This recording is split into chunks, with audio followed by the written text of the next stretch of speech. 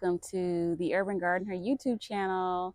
Today I'm going to give you all a quick little tour of what's been growing in my community garden plot um, that I haven't visited this in like about a week or so. So much has happened since the last time I've given an update from when I planted the onions and my brassicas, like my cabbage and cauliflower and carrots. Yeah, I'm excited to share with you all what's been going on and just give you all some tips of how to grow the different things I'm growing and maintain the things I'm growing in my garden, and also some pest management tips as I'm finding, as I'm doing a brief little scan, there are a mix of some pests in here, but also some beneficial insects, which is great. So let's get started with the tour. So the last time I was here, it was like not as filled in.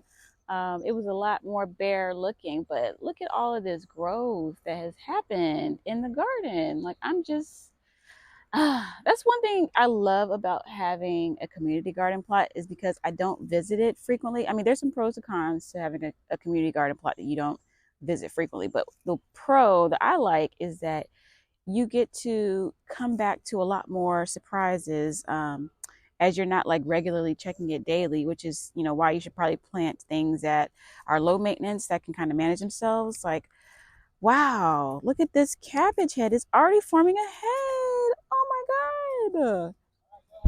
Look at that. Like, I got two of these. I think they're all season cabbages that are in here that are just like, whoa, whoa, whoa, whoa. Didn't expect that to happen as soon, as fast as it did. And I also have some red cabbage. I forgot what it's called. Red cabbage? I'm going to call it red cabbage. Red cabbage that's growing in here as well. And along with the cabbage is cabbage moth and cabbage worm, which we're going to take care of that. We're going to remove that by hand. And usually cabbage worms are kind of hard to find in there, but it was a little standing out here since it's a red cabbage. So we're just going to inspect it for some pests, remove those. If I had my gloves on, I probably would remove it by hand. I don't want to touch it with my bare hands. And also what goes along is some beneficial insects like this here ladybug, which will eat the white flies and any aphids if there are any in the garden. Yeah, like that's just wow. And then here we have the onions that I planted or transplanted. I started from seed back in November, December, and transplanted them around March, I think. And it's had so much growth since then. They're like really big. Like, they haven't formed the bulbs yet, but I'm gonna add some fertilizer here, which I'll show you all in a little bit on what I add. So tucked in here, I have, I believe this is cauliflower. Oh, and I'm glad we are here inspecting, because look what we found. Another thing. We got to catch these early, y'all. If you don't get a handle on these cabbage worms, they will disseminate, whatever you call it. They will eat up all your leaves. So some more cauliflower here. And cabbage worms like to eat your brassica plants, like your leafy greens, like your cabbage, not just cabbage, but also your cauliflower leaves.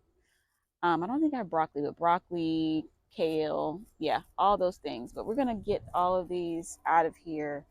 I think I saw a glove somewhere that I'm gonna grab. One of my other fellow community garden plots gardeners gloves in here. So, and you also see interplanted here some carrots. So I have like a mix of carrots that I planted in here. Um, but directly sowed by seed. I can't remember which variety these are, but I do remember that I planted the Mampujuki, whatever.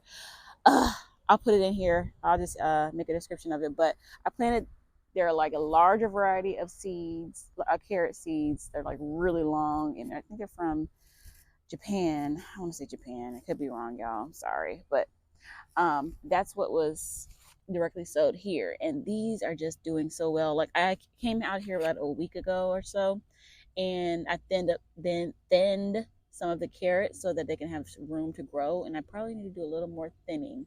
I probably, like this here, these two are probably too close. I know it's so hard to like pull out carrots, but you got to do it. You got to do it so you can have some room. So I'm thinking I'm going to probably pull this one out. See? And make room for this larger one here, here, and here. So I'm probably going to do another, yeah, I'm going to have to pull these out right here. So I'll probably pull that. See? Pull that out. And you do this. I think this is enough room between these three. That might be enough room between them, but we'll see how they start to grow. But yeah, you want to thin out your carrot seedlings when they get about like shorter than this. This is probably too tall, but like enough so that there's room like 2 to 3 inches between your carrots, so that they can just grow into be to size, mature size. Back here along this side, I have some. Oh, is this a grape? This is a weed or something growing over here. I have my garlic, my uh, elephant garlic. I can't remember if that's in the back. I do have the larger ones are elephant garlic, and then the ones on the inside are hardneck garlic, a smaller variety, but I can't remember which kind. But these might be soon ready to harvest. Usually how you know when garlic is ready like to harvest, it starts sending out garlic scapes, which are like these like stems in the middle of the garlic. And you can actually harvest those and use them for food, like cut them up, and that actually gives more energy back into the bulbs that are forming. And then like your leaves will start getting yellow, like they're kind of getting yellow now, which is looks like it's kind of getting close to being ready to harvest. But they'll be even more yellow than this, so that's how you know your garlic is ready to harvest. But yeah, so when the garlic scapes start coming out like little shoots, almost like it's, I guess it's a bolting too, maybe that's a way of forming a bolting. And then I'm going to harvest those out. That's the mistake I made last year. I did not take off the garlic scape and let it sit a little longer to continue to form or put energy concentrated towards the bulbs. But I'm going to do it this time, and hopefully I'll have bigger bulbs. Back here is some cauliflower, and again, y'all, I'm so glad I came out when I did, because there's another cabbage moth or cabbage worm. And you can, like, if you're not able to find and know if you have cabbage worms or not, like they're very hard to discreet. As you can see, you got to get up close. You can see the evidence, which is like the poop that is around the leaves. Like that lets you know that you have a pest infestation in here, that you just gotta use your microscope microscope or whatever, you know something to focus in. Not microscope, that's the wrong word. Y'all know what I'm talking, I know what I'm saying. But yeah, look in here to see if you can find the worms, and I have about 3 that I'm making note of that I need to remove in my plants. And just another angle of the onions here. I transplanted, let's see, I have like a yellow, I think a Spanish white, a yellow, and a red onion varieties that I planted in here. So yeah, I'm like, man, I wish I would have had more, added more here. Like I guess one of them must have died, but that would have been great space. And of course, I got some weeds in here too that I need to pull up. But yeah, I um I don't usually put mulch on top of uh my raised bed soil. Like that helps suppress weeds, but I don't do that because um I don't know, like I just manually just pull them out. Like I don't really need, I mean, you could use it to suppress weeds if you or and retain moisture, but you know, I don't, because I don't want my soil to get, like if I use like the chunky kind of mulch like some of this is, it kind of, interferes with the like rooted crops in the soil, and they get all just form whatever. Um so I just like my soil to be kind of loose looking and not have all that chunks of mulch in there, and even like straw. I don't know, I have yet to find a good straw that I want to use in the garden. Maybe I need to try pine straw, which I've seen some gardeners use, but I like the straw that I see like in Home Depot is seeded, and I'm a little worried that it's gonna add some because the previous uh user of this bed had straw in here, and it was like so much weeds and grass in here. And so I don't know if it was because of that seeded straw or not, but I just choose not to, use straw on my beds to retain or to suppress the weeds. So, but it's been doing fine. I just manually come out here and weed it myself. Okay, so I did see some others. Let's inspect here. I don't see any. These look so good. They're just full. And I was actually planning to fertilize my brassicas, my cabbages, with some fish emulsion fertilizer, which I will show. Oh, there goes another one right here. Yeah, they're all just hiding. Mm.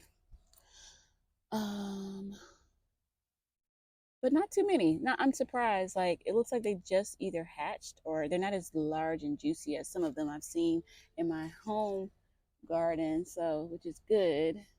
But yeah, we're just getting those off. Here's another one. Oof. Yuck. See how big that one is? Oh, did it fall out? Oh no. I hope it doesn't make its way back. That one got lucky. I lost it.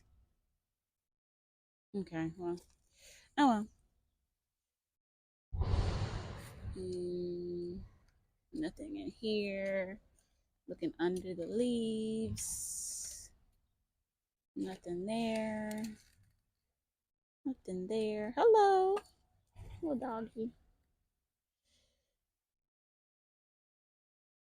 Okay. These look good. They look good. They look good. So I'm gonna go over this side.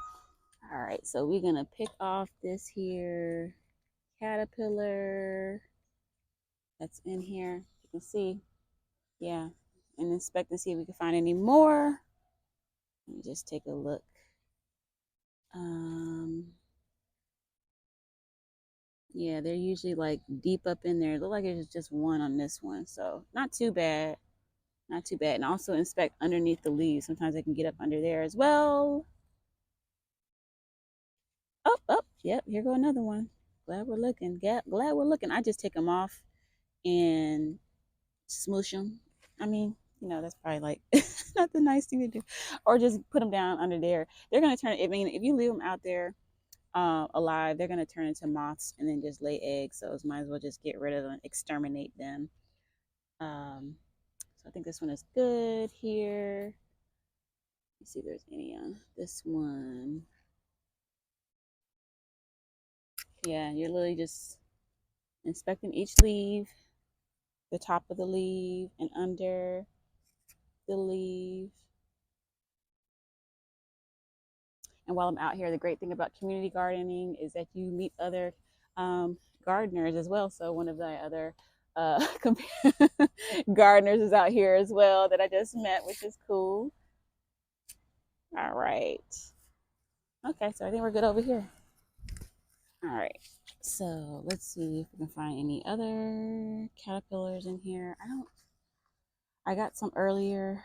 I see the poop in here, but I can't see the caterpillar itself. So hopefully it's, somewhere else and we already got it. Um, this one doesn't look to have any issues with caterpillars looking under the leaves. Like by the time it forms its head, like the caterpillars are usually on the outer side anyway. So I hope that they're not tucked up inside and, having a feast inside the cabbage head. But yeah, so I'm just looking at all the leaves here to just underneath them, and I don't see any others. So, but yeah, with cabbage worms, caterpillars, whatever you like to call them, the way to remove them is by manually inspecting and picking them off.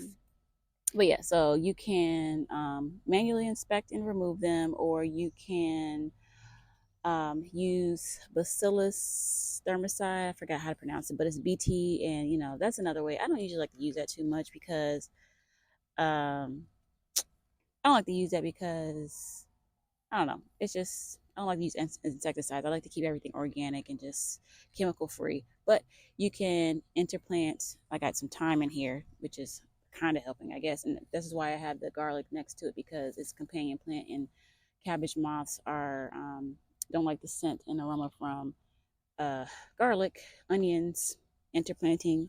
So the three ways to get rid of cabbage moth or prevent them is from, well, removing them, manually inspecting them, removing them by hand, using BT, which is a chemical insecticide. When they eat it, ingest it, they die, or by interplanting, companion planting to kind of like, prevent the cabbage moths from landing and laying eggs. But these are the three different ways to prevent cabbage moths from eating up your cabbage and your brassicas. All right, so when I fertilize or check my garden, my leafy greens I like to fertilize with a liquid fertilizer like fish plant food, which is fish emulsion fertilizer, and it is great for um, promoting leafy growth in your vegetables like your brassicas. And the way you know that how much nitrogen your fertilizer or any type of ratio of what's concentrated in your fertilizer is by looking at the ratio of what's called N, which is nitrogen,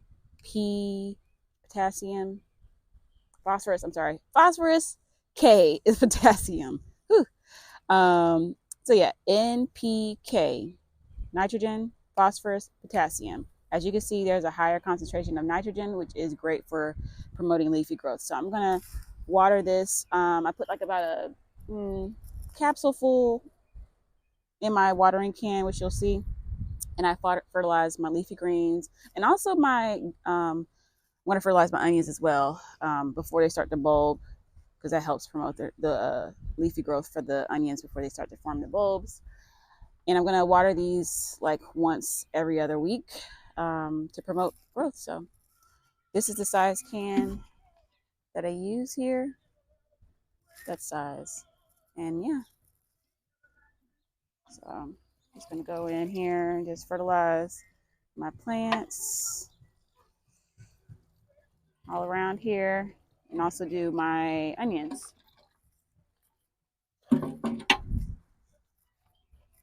Also going to fertilize my onions as well with some of this fish emulsion fertilizer to help promote leafy growth for all of them. Just get all in there. So yeah, do this every other week. Every other week.